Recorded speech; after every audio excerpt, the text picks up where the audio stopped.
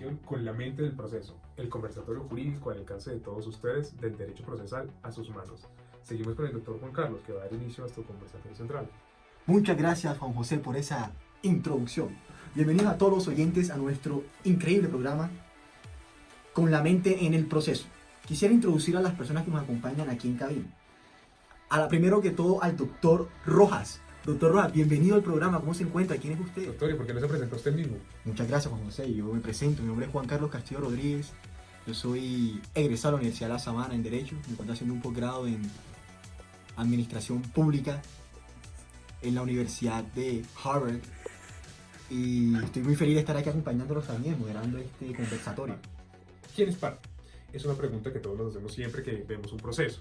Y para esta respuesta podemos recurrir al doctrinante Davis Echandía, quien define proceso o parte, a quien ejerce la acción, aquel que presenta la demanda, que interpone dentro de la demanda la pretensión, y por correlativamente, quien es sujeto pasivo de la pretensión, es decir, aquel que es llamado con tal carácter al proceso.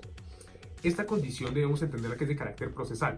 ¿Esto qué es? Es básicamente que no depende del derecho material que se está controvirtiendo, ni mucho menos de que el derecho sea declarado o no.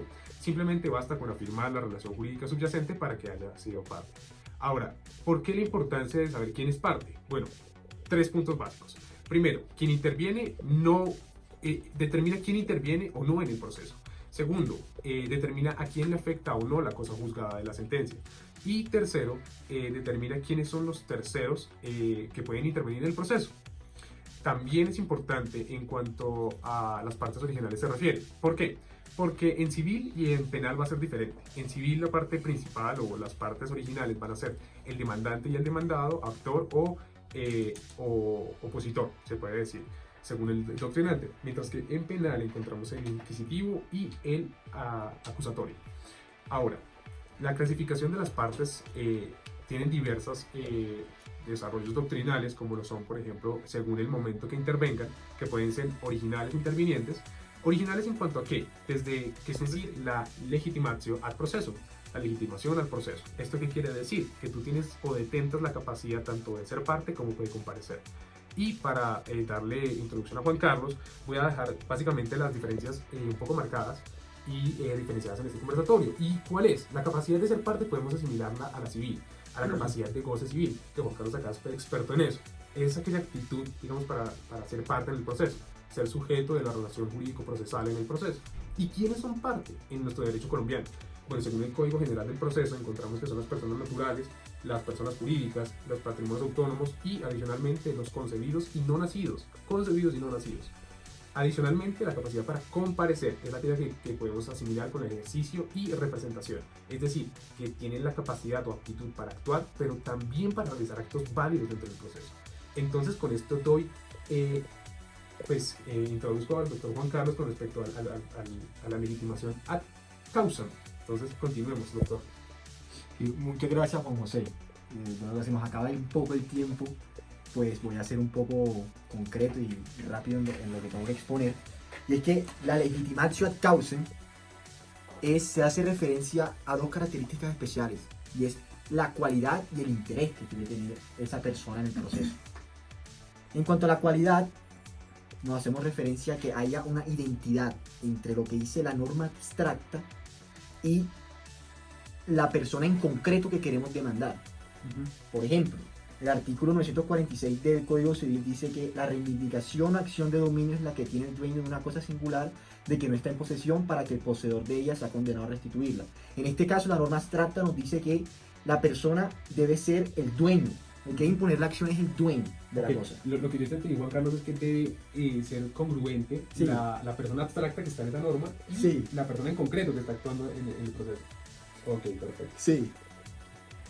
Entonces, ¿qué ocurre?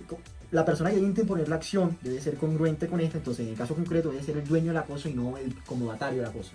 Perfecto. Y por pasiva, para que el poseedor de ella sea condenado a restituirlo. O sea que la acción debe ir contra un poseedor, no debe ir contra el mero tenedor, contra el propietario de la cosa, sino contra el poseedor de la cosa. Ahí hay cualidad. Y por otro lado tenemos el interés.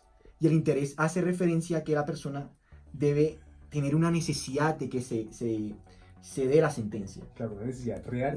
Una y necesidad, actual. exactamente, vamos a decir gracias. una necesidad real, no, una necesidad jurídica y actual.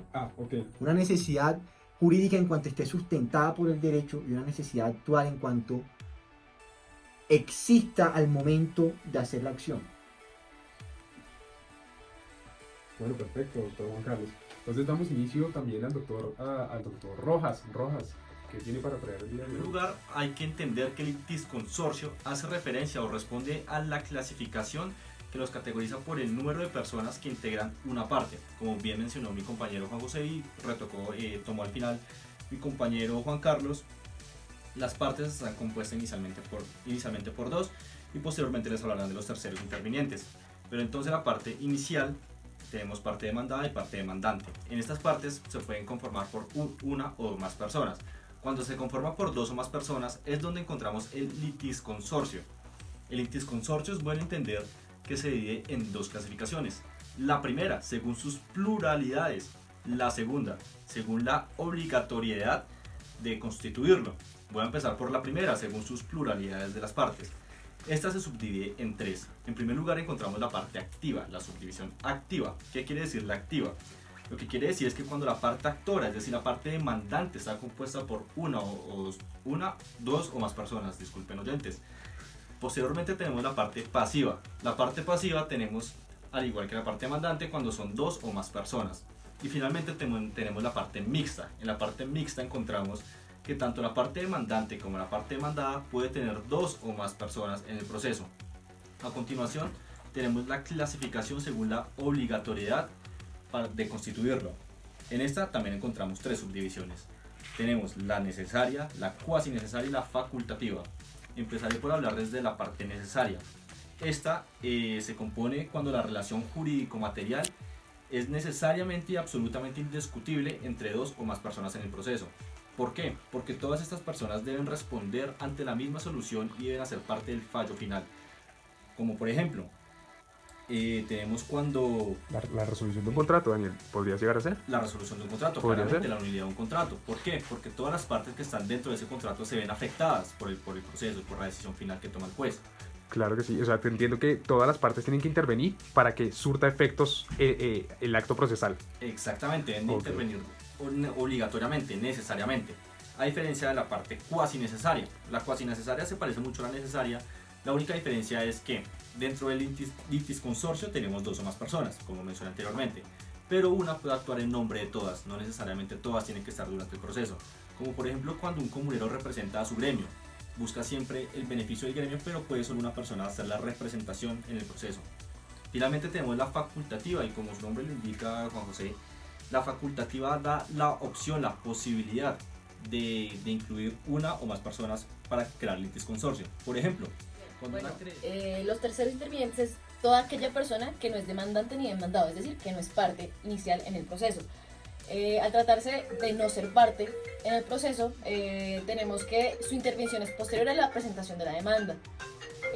Asimismo, el proceso no afecta ni beneficia a los terceros, por eso están al límite de la cosa juzgada. Acerca del interés, existe los terceros que tienen un interés legítimo para actuar en donde no han sido propiamente llamados.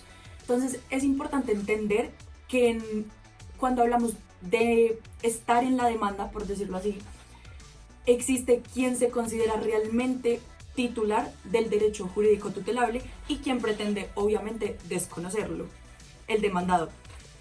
Esto genera una relación jurídica material que llamamos subyacente, en donde quien no es parte de esta relación no debería bajo ningún caso intervenir. Entonces hablaremos en ese aspecto de la regla general. Pero hay terceros que tienen un interés jurídico legítimo. Este debe ser jurídico y actual. Y entonces esta intervención se va a poder realizar bajo tres casos. Una cuando es ordenada por el juez de oficio, otra cuando es requerido por el demandado y la última es cuando es por voluntad del tercero. Y allá entonces hablaremos de una intervención que va a ser en un asunto directo o indirecto, del cual la doctora Clara nos va a explicar. Efectivamente, tenemos un interés directo o indirecto. El interés directo se presenta cuando pues el tercero interviene sosteniendo que existe un derecho propio del debatido en la demanda. En el proceso. Sí, señor. Ah, ok, Perfecto. claro. Por otro lado, en el indirecto, el tercero no tiene una vinculación propia dentro de la relación jurídica debatida, pero sí tiene una relación aparte con una de las partes que puede resultar perjudicada dependiendo de la decisión que tome el juez dentro del caso. Ok, o sea, me estás diciendo que hay dos relaciones jurídicas. O sea, Eh, y una que puede verse afectada, exacto, que no está exacto. principalmente dentro del proceso. Precisamente por eso es indirecto. Ah, ok, perfecto. Ya lo entendimos. Listo. Asimismo, pues, teniendo en cuenta eso, está una intervención principal y adhesiva. La principal está en manos de Valentina explicarla. Bueno, doctora Valentina, entonces, cuéntanos. Entonces, bueno, con respecto a la intervención principal, es cuando existe un tercero que básicamente vas a defender un derecho propio. Podemos hacer un latinazo acá para que conozcan y sería Adelante. Adelante, sí, ilustra a nuestra audiencia. y sería motu proprio. Entonces, bajo este presupuesto se entenderá que la intervención principal puede ser o permanente o transitoria. Entonces, en la permanente es que básicamente el tercero queda vinculado totalmente al proceso Hasta el fin. que, exactamente, hasta el fin, hasta que se dicte sentencia.